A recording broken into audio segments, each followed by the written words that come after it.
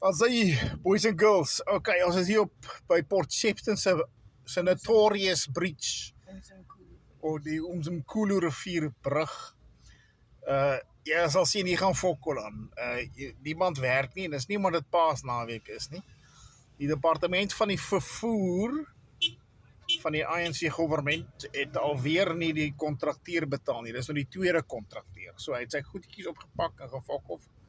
Niemand werk nou in hierdie brug nie. Ons het nou 'n video geneem daar van onderaf. Die wind waai kwai. Ons gaan nie vandag teraan toe nie. Die gaan gesandblaas word soos 'n stuk ou verf daar by 'n panelbeater. So, maar ja, jy kan sien niemand werk nou aan die brug nie, want die ANC-regering het nie die kontrakteur betaal nie, maar die departement van vervoer is verantwoordelik vir die rekening. En is duidelik, die geld gaan iewers heen.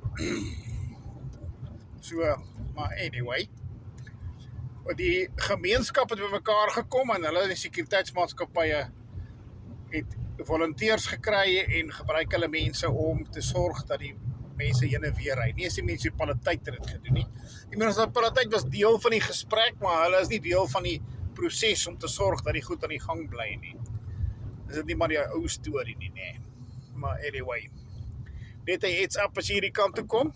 Die lyntjies is lank en ja, so laat jy weet, jy het 'n keuse om highway om te ry en R40 te betaal by die tolhek.